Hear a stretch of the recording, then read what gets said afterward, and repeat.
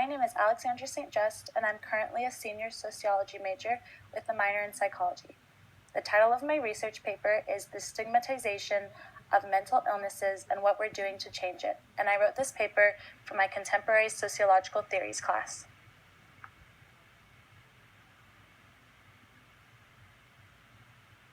I'd like to begin my presentation by showing you the prevalence of mental illness in order to show you how important my issue is. According to Mental Health America, in 2014, 1 in every 5 Americans will have a diagnosable mental health condition in any given year. This means that up to 20% of Americans live with mental illnesses each year.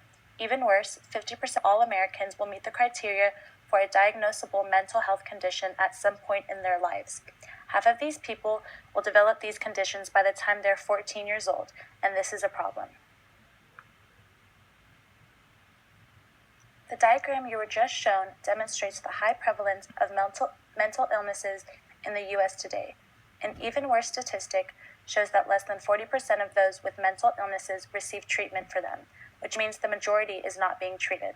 I found this statistic incredible, and that was one of the reasons I chose to write this paper. I believe that a reason so many people are not receiving treatment for their mental illnesses could be because of the stigma we put on mental illness in this country.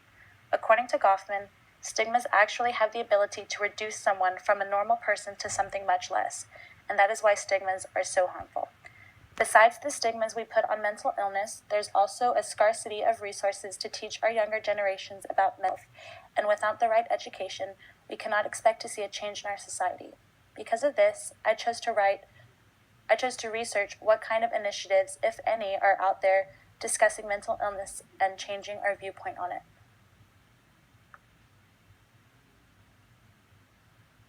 The intention of my research paper is to do 3 things. First, I wanted to figure out why mental illness is stigmatized so much in today's culture. Next, I wanted to research the ways in which mental health is stigmatized. And lastly, I wanted to see if there was anything being done to fix this issue, and if these initiatives were successful or not. My thesis statement also discusses how I will incorporate attribution theory, labeling theory, and critical theory into my research. I had 2 different hypotheses for my research paper. My first hypothesis was that I expected to find little to no research concerning methods to end the stigma around mental illness because I wasn't sure it held enough importance to the community. My second hypothesis stated that if there was research about this topic, learning about mental health would prove to be beneficial to how people view mental illnesses and people who have them. The method I used while writing this paper was to search the Texas Tech Library databases for peer-reviewed articles concerning my topic. I researched both articles describing mental illness and its prevalence, as well as articles about the stigmatization around mental illness. In order to choose theories that related to my topic, I chose to use our textbook, Sociological Theory in the Contemporary Era, in order to help me choose theories that best related to my research. In order to choose theories that best fit with my research, I chose to utilize my textbook from this course, titled Sociological Theory in the Contemporary Era. I found attribution theory and felt it helped demonstrate why individuals stigmatize mental illness.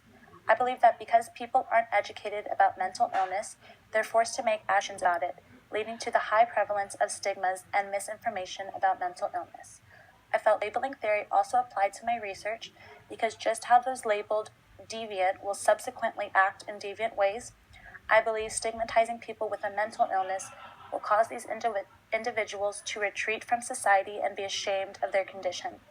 This will lead to even more individuals not being treated for their illness, which will cause a negative ripple effect in our society. Lastly, I felt critical theory was a great choice for my research because the main goal of critical theory isn't just to explain society, but to change it. And I felt a responsibility to change how individuals see mental illness.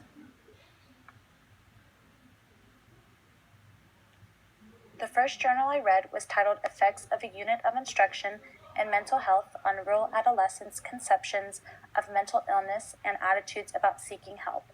They chose to research the attitudes about mental health in Mississippi children before and after mental health education. Their experimental group proved that after mental health instruction, both their attitudes about seeking help for mental illnesses as well as their conceptions of mental illness improved. The second journal I read was about the Teen Mental Health First Aid Program, and it was written by Hart et al. The program focuses on helping educate children with the right materials in order to understand their own illness or help aid someone else who has a mental illness. The study was done using 1,000 children, and these children were given a questionnaire to fill out before and after mental health education.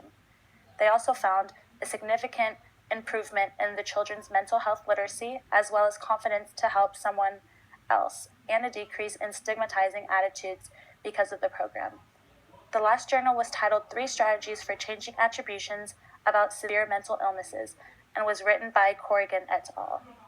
These individuals introduced 3 different strategies in order to combat mental illness stigmas. They included education, contact with individuals with mental illness, and protesting against stigmatizing mental illnesses.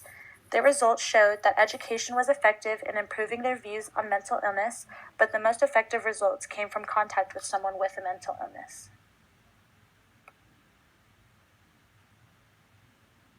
I had many important findings in my research of this topic. The first one was the heavy prevalence of mental illness in Americans today. Knowing this affects so many individuals helped me see the importance of my research and the importance of changing society's views.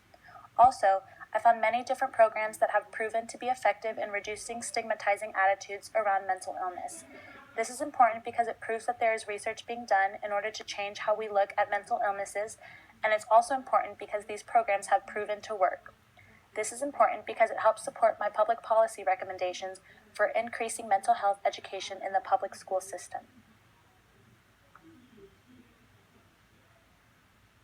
According to Hart, half of the people who will ever experience mental illness in their lifetime will have their first episode by age 18.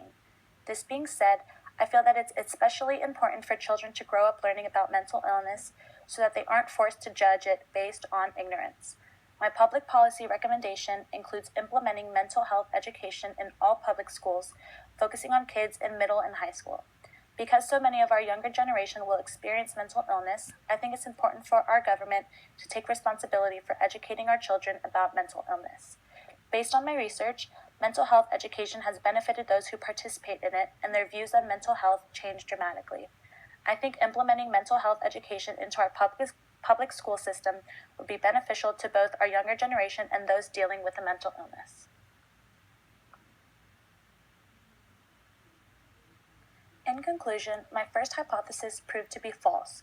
There was actually a lot of research being done about the stigma around mental illness, and also research and experiments to change this. My second hypothesis proved to be true, in that those who do participate in mental health education will benefit from it and change their mindset about mental health.